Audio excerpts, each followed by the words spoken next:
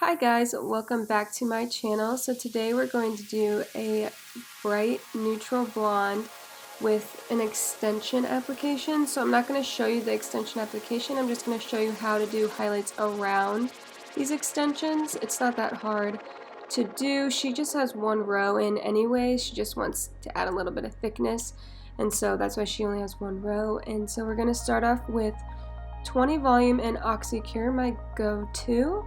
So I love this bleach so much, and I'm pretty much a 20 girl at heart, so I don't stray very far from 20 volume. And today we're going to use the Virtue Color Kick. These are like little crystals of human keratin that you add to your lightener, and it acts as a bonder and protectant as you lift the hair. So you need to add it in after you mix your lightener and developer, and then you put that in and mix thoroughly. So we're starting with her hairline. I always start in the back and start with the hairline just so it gets nice and bright, and I can take out these foils once they're done processing if I need to, and able to rinse that out. So I kind of turn it backwards when I do the first one, just because there's nothing behind it to hold it if I would do it the other way, and I'm not using a board. So I flip it backwards to use the head as like something to brush up against, and then I'll start doing it in the normal way since there is kind of a backdrop with the other foil. So I'm just going to do this to both sides of the hairline, and then I will go up the whole back of the head, so keep on watching.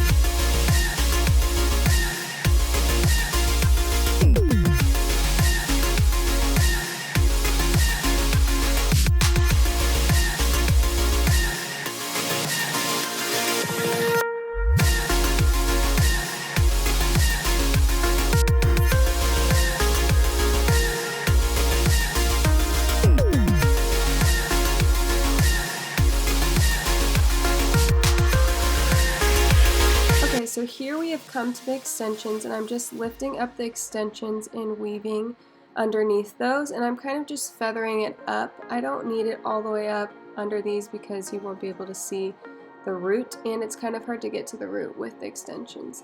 Then I lay the extension weft down, and I go straight back to this front section, well, this top section right above the extensions, and start weaving and sectioning that way. So it's pretty easy with one row.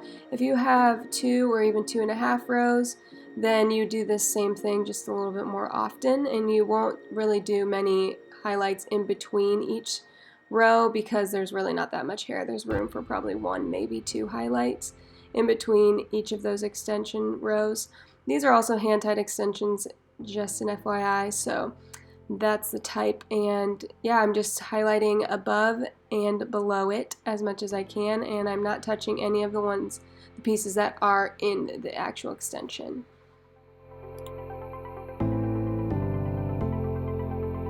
Now going up to the sides and the front, I'm doing the same thing on both sides, but she wants a really big money piece. She likes to feel really blonde. So I'm doing a couple slices back to back, so no hair in between, and highlighting all the way up to make it to have this big bright front piece so she feels as blonde as possible. This is something that only a couple people really like, this really big front piece. I like doing it a lot on my more natural blondes because it makes their blonde stand out a little bit instead of it being just an all over highlight, like weaving highlight. I like to do a big money piece because it doesn't stand out too much on a natural blonde, but still gives them that show-stopping money piece. She's not a natural blonde, as you can see. Her hair is lighter around the front naturally, where it's really dark in the back, but she also lifts really badly. She turns yellow so easily, and she cannot get out of the yellow stage, so our toners are going to be working a lot, but she doesn't like to be too ashy anyway, so it helps, but she really does like feeling that bright pop, so that's why we're doing a bunch of different slices in the front and then going back to weaving up the side of the head, and do this on both sides.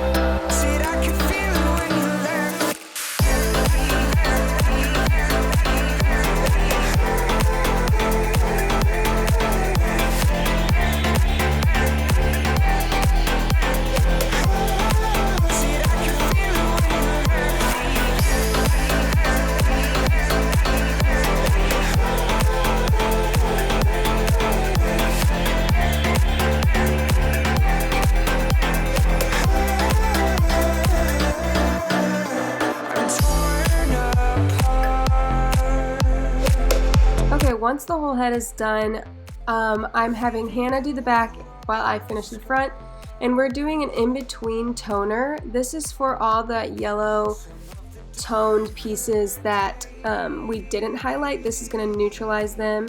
So we're using 8N by Shades of Q, and we're just barely tapping that over those more brassy yellow pieces in between each foil before we go and rinse.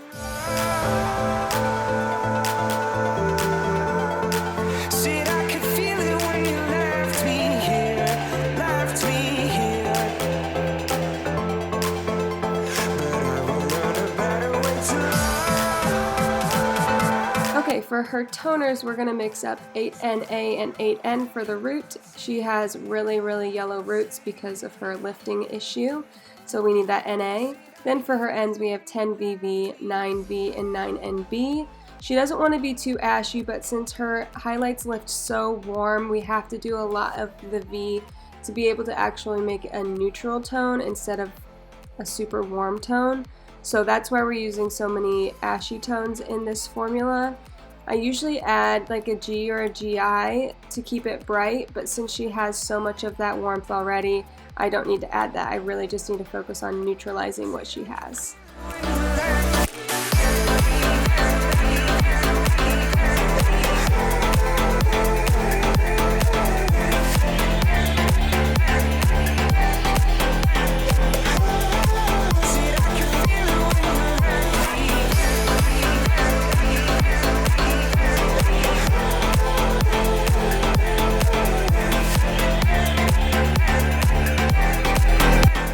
The very front pieces out to do just the ends toner on. I didn't put any of the root toner on those for her face framing, just to add more of that extra pop around the face and make it really bright around her hairline. So as you can see, I didn't add any root toner on those face framing highlights, and I just went in with the ends toner.